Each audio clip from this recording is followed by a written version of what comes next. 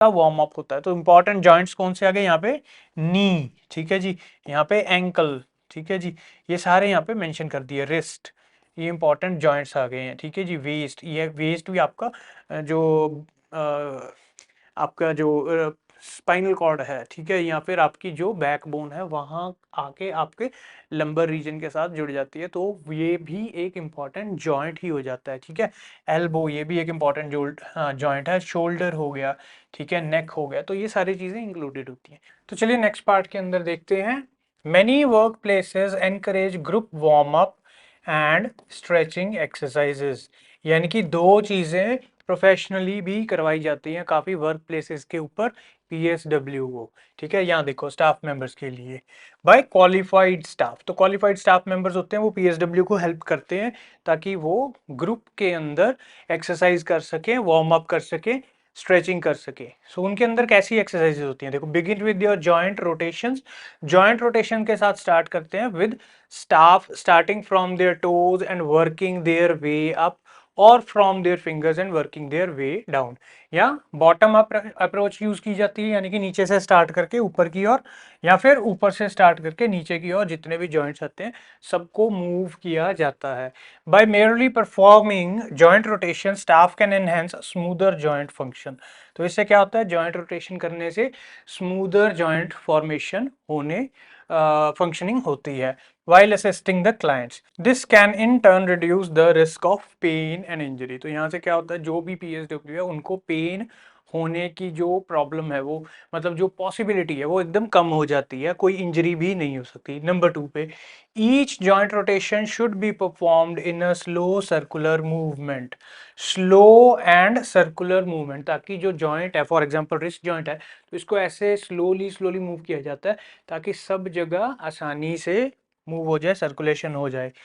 They should be performed in both clockwise and counter clockwise directions, तो जो rotation है firstly वो clockwise करते हैं फिर काउंटर क्लॉकवाइज करते हैं ताकि अच्छे से वार्म अप हो जाए। Until the joint seems to move smoothly, कोई भी अड़चन नहीं होनी चाहिए, बिल्कुल स्मूथली मूव करना चाहिए। Never perform jerking movements which could cause pain and injury, किसी भी तरह का जर्क नहीं प्रोवाइड करना, आपने जर्क नहीं करना, नहीं तो इंजरी हो सकती है।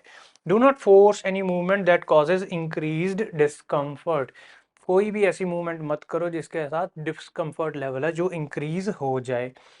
Next, rotate each joint in the following reverse order: fingers and knuckles, wrists, elbows, shoulders, neck, trunk, waist, hips, legs, knees, ankles, toes. ये सभी joints को आपने move करना है to make the warm up session best, ठीक है, जो warm upping है वो best होने की, यही सारे joints cover होने चाहिए। Follow up with simple stretching of the arms, torso and legs, इसके बाद क्या हो गया, जब वार्म अप कर लिया फिर आपने क्या करना है, स्ट्रेचिंग करनी है। स्ट्रेचिंग कैसे करनी है, सबसे पहले कहाँ से स्टार्ट करेंगे, आर्म्स, टॉर्सो एंड लेग्स की स्ट्रेचिंग करेंगे। So in this slide we are going to study body mechanics. So the term body mechanics refer to the movement of the body, यानी कि बॉडी की किसी भी तरह की मूवमेंट है, बॉडी पार्ट्स की किसी भी तरह की मूवमेंट है, वहां पे बॉडी मैकेनिक्स इन्वॉल्व होंगे ही होंगे। Proper body mechanics include moving in an efficient and careful way, तो क्या इंपॉर्टेंट चीज है यहाँ पे कि आपने बॉडी मूव तो करनी है पर वो एफिशिएंट, यानी कि जितना जोर लगा रहे हैं उतना काम होना चाहिए, ये नहीं होना चाहिए कि बहुत ज्यादा जोर लगा रहे हो और काम कम हो रहा है। एंड केयरफुल वे, मतलब इंजरी से भी बचना है आपने साथ ही साथ। Having good posture and balance, तो यहाँ पे आपको एक अच्छा पोस्चर और एक बैलेंस भी मेंटेन करना है। As well as using the strongest and largest muscle for work, so definitely अगर स्ट्रॉन्गेस्ट और लार्जेस्ट मसल ऑफ को यूज करेंगे आप अच्छे से वर्क के लिए, तो आपकी बॉडी आपको अच्छा रिजल्ट देगी, एफिशिएंसी ज्यादा होगी एंड बेटर कंट्रोल भी होगा। Good body mechanics reduce the risk of injury, तो यही है रीजन कि बॉडी मैकेनिक्स को क्यों किया जाता है, क्यों यूज किया जाता है। Fatigue, muscle strain and injury can result from the improper use and positioning of the body during the activity or rest। अब देखो, फटीग, मसल फटीग होना, मसल वॉर्न आउट होना, स्ट्रेन, मसल के ऊपर जोर कितना है, एफर्ट कितना है, लोड कितना है, और इंजरी यानी कि कोई चोट है वो कहाँ से आ सकती है, अगर आपने अपनी बॉडी की पोजीशन या फिर बॉडी मैकेनिक्स को इम्प्रॉपर यूज किया है। तो कहाँ पे, ड्यूरिंग एनी एक्टिविटी और रेस्ट, इवन रेस्ट के टाइम पे अगर आपने गलत यूज किया तो ये प्रॉब्लम्स आ सकती है। So you must be aware of both of your clients and your own body mechanics. आपको खुद की और क्लाइंट की बॉडी मैकेनिक्स दोनों के बारे में अच्छे से पता होना चाहिए। So next is body alignment or the posture. So posture is what? Posture is a particular form that your body should be. Is the way the body parts. So कौन से body parts? Head, trunk, arms and legs. So ये सारे body parts are positioned in relation to one another. एक दूसरे के साथ synchronization में best position के अंदर एक अलाइंड होने चाहिए, ठीक है। So good body alignment enables the body to move and function with strength and efficiency. अच्छी अलाइनमेंट, अच्छा पोस्चर होगा तो बेटर है, आप क्या कर पाओगे, अच्छे से अलाइन कर पाओगे, प्रॉपर पूरी स्ट्रेंथ के साथ काम कर पाओगे and it will reduce the strain on the muscle and joint. तो जो भी पीएसडब्ल्यू के जॉइंट्स या मसल्स हैं या फिर क्लाइंट के जॉइंट और मसल हैं तो उनके ऊपर स्ट्रेस कम हो जाएगा एंड प्रिवेंट्स इंजरी, और यहाँ पे इंजरी भी कम होगी या फिर होगी ही नहीं। For people with limited mobility यानी कि जो कम मूव कर सकते हैं उन लोगों के लिए correct body alignment helps prevent disabling complication such as muscle atrophy and contractures. तो यहाँ पे दो प्रॉब्लम्स की बात की गई है। तो कुछ डिसेबलिंग कॉम्प्लिकेशंस होती हैं जिससे कुछ ऐसी प्रॉब्लम आ सकती है कि वहां वो मसल प्रॉपर मूव ना कर पाए, वो जॉइंट प्रॉपर मूव ना कर पाए, और करेक्ट बॉडी पोस्चर की अलाइनमेंट से ये चीजें नहीं होती। क्या चीज, मसल एट्रोफी भी हो सकती है एंड कॉन्ट्रैक्चर्स भी हो सकते हैं, तो इन चीजों को अवॉइड किया जाता है। Next, body mechanics continue. तो a client who is placed in a poor body alignment, यहाँ पे हम बात कर रहे हैं केस की, एक क्लाइंट है वो पुअर बॉडी अलाइनमेंट के अंदर प्लेस्ड है, may develop serious effects on all body system. तो इसका प्रभाव कहाँ पे पड़ेगा, बॉडी के सभी ऑर्गन्स या फिर जॉइंट्स या फिर अलग अलग चीजों पर, ठीक है।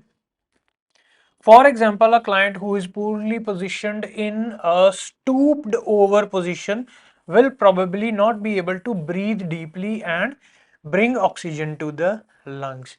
तो यहाँ पे एक्सप्लेन करते हैं हम थोड़ा सा स्टूप्ड ओवर पोजीशन को। स्टूप्ड ओवर पोजीशन कैसे होती है, फॉर एग्जांपल कोई पर्सन है वो बिल्कुल स्ट्रेट खड़ा है, ठीक है जी। अगर हम बोलें कि वो बिल्कुल स्ट्रेट खड़ा है तो ये नॉर्मल पोजीशन है। स्टूप्ड पोजीशन के अंदर की देख रहे हैं आप, ये कर्व्ड है, ठीक है ना, उसकी लेग्स पीछे को जा रही हैं, पेट आगे को जा रहा है, यहाँ पे हंच बैक हुआ है, ठीक है, ये जो शोल्डर्स है ऐसे कर्व्ड है, तो इसको बोलते हैं हम स्टूप्ड। तो स्टूप्ड ओवर पोजीशन के अंदर जो है वो अच्छे से सांस नहीं ले पाएगा, और ना सांस लेने की वजह से क्या होगा, ऑक्सीजन उसके लंग्स तक नहीं पहुंचेगी। और if the position flat on back with no pillows under the knee, या फिर अब क्या कर रहे हैं कि क्लाइंट है बैक पे लेटा हुआ है और उसकी जो नीज है यहाँ पर कोई पिल्लो नहीं लगाया हुआ, ठीक है। अ क्लाइंट में experience severe pain in the lumbar spine. तो यहाँ पे जो लंबर स्पाइन है, ये वाला रीजन है उसकी रीढ़ की हड्डी का, वहां पे उसको सिवियर पोजिशन पेन महसूस होगा।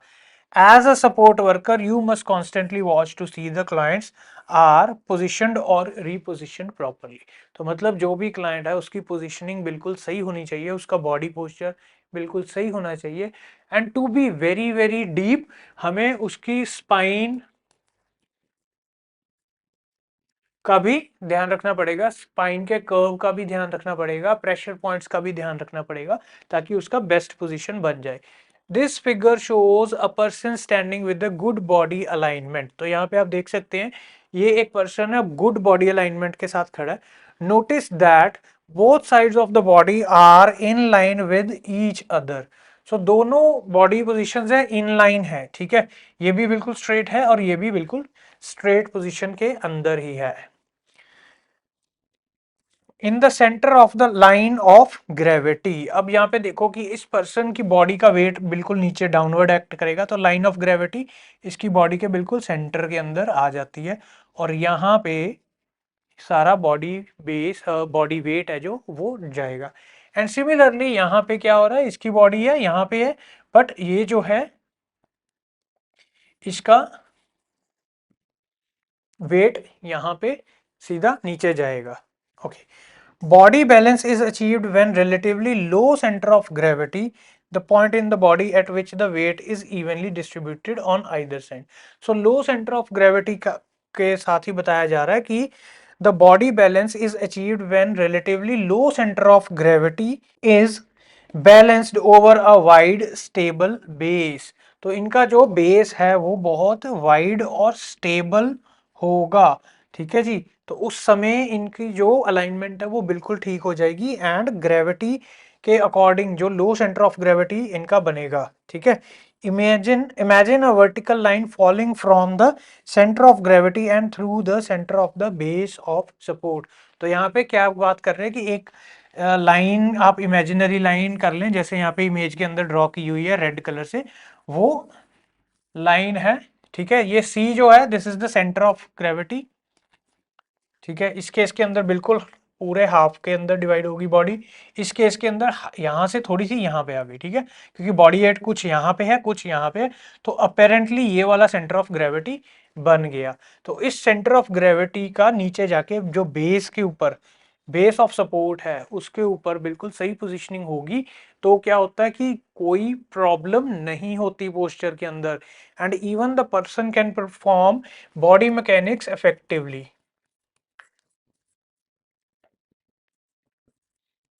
ठीक है जी, यहाँ पे बॉडी मैकेनिक्स इफेक्टिवली वो परफॉर्म कर सकते हैं। सो गुड पोस्चर, यहाँ पे स्टैंडिंग की बात हो रही है। A good posture in a standing pose has the following traits. कहाँ से पता लगेगा कि पोस्चर गुड है या नहीं है? अगर ये वाले ट्रेट्स हैं तो पोस्चर गुड है।